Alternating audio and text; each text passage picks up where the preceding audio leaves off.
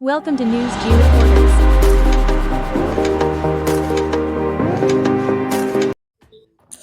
අයිබෝන් අදත් එකතු වෙති එන්නේ නිවස්ජී රිපෝට YouTube චැනල එකත් එක්ක අපි අද අලුතෙම කතා කරන මෙන්න මේ වාහනේ මේ වාහනේ BAWE7 සහ E6 මාදිලි දෙකෙන්ම ගන්න පුළුවන් විශේෂයෙන් කියන්න මේක අලුතෙන් දැන් 2020 වාහන ආනයනය නවතා දැමුවට පස්සේ 25 තමයි නැවතත් ආරම්භ කරන්නේ. එතකොට ගෙන්නන වටිනාම ඉලෙක්ට්‍රික් වාහනයක් කිව්වොතින් නිවැරදි.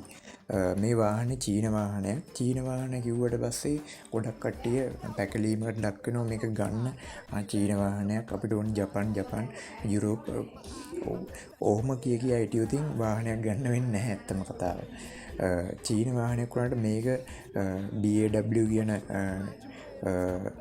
කීර්තිමත් කම්පැනි ලංකාවට ගේන අලුත් වාහනයක් තමයි BAW E7 සහ E6 කියන මාදිලි දෙක.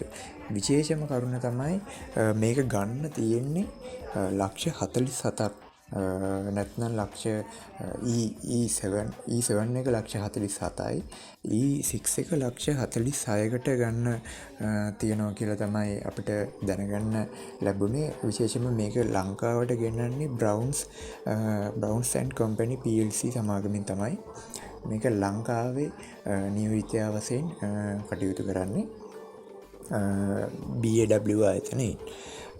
විශේෂයෙන් මේකේ ගොඩක් දේවල් ගන්න තියෙනවා අපිට ලෝ කොස්ට් EV එකක් ලෙස මේක බ්‍රවුන්ස් EV එක ඒගොල්ලෝ යෝජනා කරලා තියෙනවා.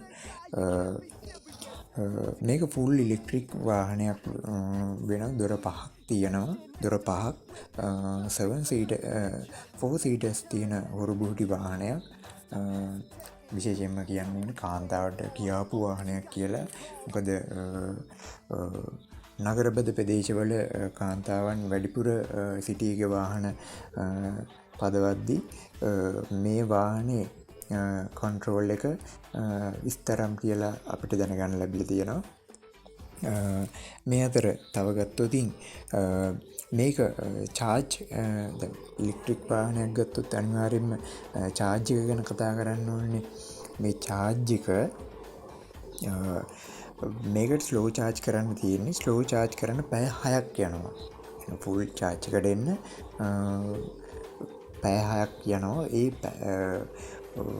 ෆුල් චාර්ජ් කරවතින් මේක යන්න පුළුවන් චාර්ජ් එකකින් කිලෝමීටර් 220ක් තරම් දුරක්. කිලෝමීටර් 220ක් කියන්නේ ලංකාවට අනුව නම්